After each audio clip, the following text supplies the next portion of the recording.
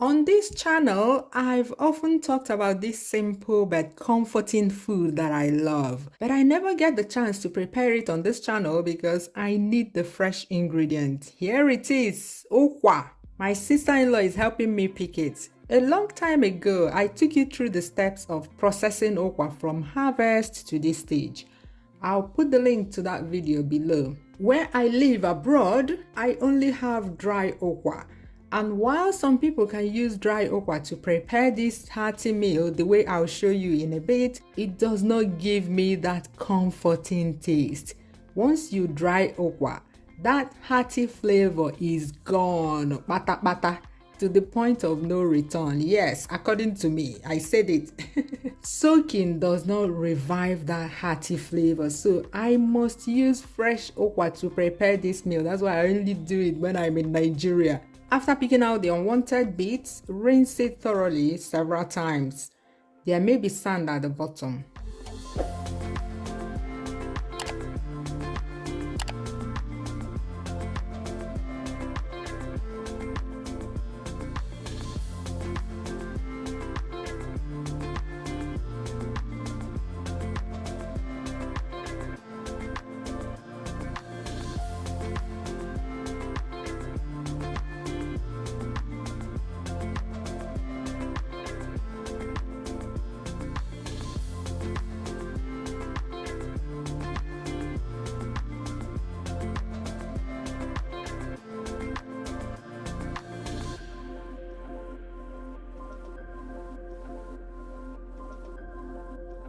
Then transfer to a pot. I'm using a pressure pot. You can also use a normal pot to cook it, but it will take longer.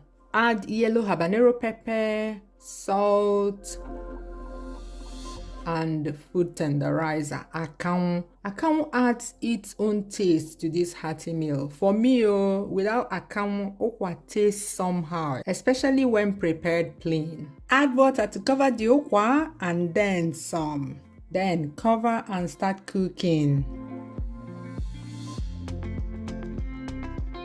I'll be using a combo of both fresh bitter leaves and scent leaves. Just a few leaves and preferably the tender ones.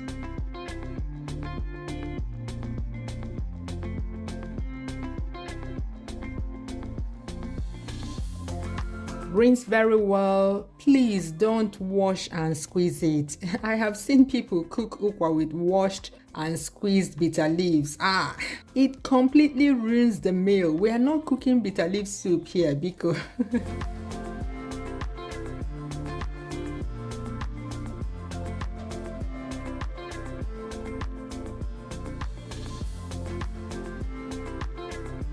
when the okra is done,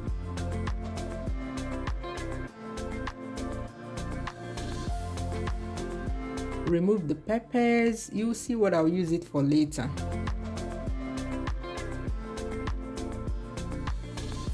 Add the bitter leaves and scent leaves.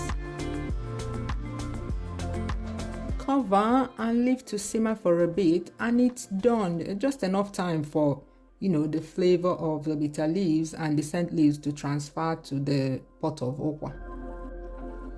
Look at that. This is how I like my okra. Soupy with just salt, flavor from the peppers and akanwu. Fresh okra will bring its own natural delicious flavor. Yum. Have you ever had okra like this? Have you?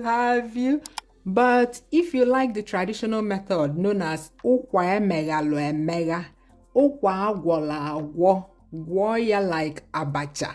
When the okra is done, you pour it into a sieve like so to separate the water from the okra.